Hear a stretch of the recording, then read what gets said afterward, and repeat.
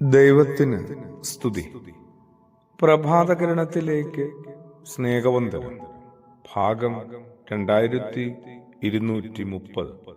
ഇന്ന് ഫെബ്രുവരി മാസം 7-ാം തീയതി 38-ാമത്തെ ദിവസത്തിലെത്തി. അത് ശരിക്കും വളരണമെങ്കിൽ, ഫലം അണിയണമെങ്കിൽ വിതച്ചാൽ മാത്രം പോരാ, വളമിട്ടാൽ മാത്രം പോരാ, ആവശ്യത്തിന് വെള്ളമൊഴിച്ചു കൊടുത്താലും മാത്രം പോരാ. പിന്നെ അതിനൊരു സമയമുണ്ട്. കുറച്ച് ക്ഷമയോടുകൂടി അതിൻ്റെ പരിസരത്ത് കാത്തിരിക്കാനും കൂടി നമ്മൾ തയ്യാറാകണം. പലപ്പോഴും ഫലങ്ങളൊക്കെ ഇൻസ്റ്റന്റ് ആയിട്ട് ഉടനടി കിട്ടണമെന്നുള്ള ശാഠ്യത്തിലാണ്. എപ്പോഴാണ് നമ്മൾ ഇതിൽ നിന്നൊക്കെ ഇന്ന് മാറുക? ഇങ്ങനെയൊക്കെ ആണ് ഒരു വിത്തിനോട് നമ്മൾ പെരുമാറേണ്ടത്. അത് മരത്തിന്റെ കാര്യത്തിൽ മാത്രമല്ല കേട്ടോ, മനുഷ്യരുടെ കാര്യത്തിലും ഇങ്ങനെയൊരു കാത്തിരിപ്പൊക്കെ ആവശ്യമല്ലേ. വിതച്ചു പോകാൻ എളുപ്പമാണ്. വിത്തും നിലവും ഉണ്ടായാൽ മാത്രം പോരെ.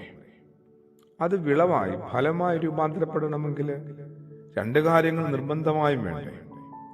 ഒന്ന് സമയമാണ്, അതിനൊരു സമയം അനുവദിക്കണ്ടേ. രണ്ടോ പരിശ്രമമാണ്.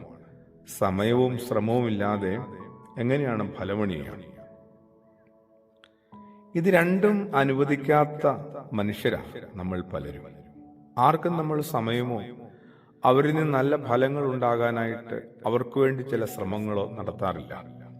മാത്രമല്ല, മറ്റു ചില തെറ്റുകൾ നമ്മൾ വരുത്തിക്കൊണ്ടേയിരിക്കും. അതെന്തായിരിക്കും? കഴിഞ്ഞ പുലരിൽ പറഞ്ഞ കഥ പോലെ തന്നെയാണ്. ആപ്പിളിന്റെ വിത്ത് കുഴിച്ചിട്ടിട്ട് അന്നു മുതൽ ആപ്പിൾ പറിക്കാൻ ശ്രമിക്കുന്ന മാതിരിയാണ്. ഒടുവിൽ നിലം മാറ്റി നട്ടു നോക്കിയാലോ, വിതയ്ക്കപ്പെട്ട എന്തിനും ആ മണ്ണിനോടും പരിസരത്തുള്ള ചുറ്റിലുമുള്ള കാലാവസ്ഥയോടുമൊക്കെ പൊരുത്തപ്പെടാൻ സമയം അനുവദിക്കണ്ടേ. വേരുറയ്ക്കുന്നതിന് മുന്നേ വിളവുണ്ടാകണമെന്ന വാശിയൊക്കെ നമ്മൾ ഉപേക്ഷിച്ചേ മതിയാവും. കാലുറക്കില്ലെന്നേ, നിലം ഒരുക്കണം. ഒരുക്കിയ നിലത്തോട് ഒന്ന് യോജിച്ചു പോകാനായിട്ട് വിത്തിനെ അനുവദിക്കണം. അങ്ങനെയൊക്കെയല്ലേ വേണ്ടേ. പിന്നെ വിത്ത് മാറി നടാനുള്ള നമ്മുടെ ഒരു ഓപ്ഷൻ, അതെ, ആ മണ്ണ് ഗുണമില്ലാഞ്ഞിട്ടാ, അല്ലെങ്കിൽ വിത്ത് പാകമായതിനെ ഫലം തന്നതിനെ മാറി നടുക, മാറ്റി നടുക. അത്തരക്കാരോടൊപ്പം ഏത് വിത്തിനാണ് ആത്മവിശ്വാസത്തോടെ നിലനിൽക്കാൻ കഴിയുക? തങ്ങളെ വിശ്വാസമില്ലെന്ന് തിരിച്ചറിഞ്ഞാൽ പിന്നെ സുഹൃത്തുക്കളോ സഹപ്രവർത്തകരോ ഒന്നും ഒപ്പം ഉണ്ടാവില്ല കേട്ടോ. മനുഷ്യരെ കുറെ കൂടി വിശ്വാസത്തിലെടുക്കാനായിട്ട്, ഒപ്പമുള്ള മനുഷ്യരെ കുറെ കൂടി വിശ്വാസത്തിലെടുക്കാനായിട്ട് ഞാൻ എന്ന പാകപ്പെടുക.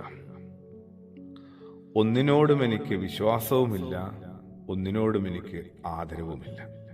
ഭൂമിയിൽ എൻ്റെ മനുഷ്യബന്ധങ്ങളൊക്കെ താറുമാറായതിൻ്റെ കാരണം അതാണ്. വിശ്വാസവുമില്ല, ആദരവുമില്ല. അതിലേക്ക് മടങ്ങിയെത്താനാണ്, വിശ്വാസത്തിലേക്ക്. മനുഷ്യനെ കുറെ കൂടി വിശ്വസിക്കാനും മനുഷ്യരെ കുറെ കൂടി ആദരിപ്പാനുമാണ് ക്രിസ്തുയേശു ഭൂമിക്ക് കൈമാറിയ വലിയൊരു ഓർമ്മപ്പെടുത്തൽ. ആമേൻ.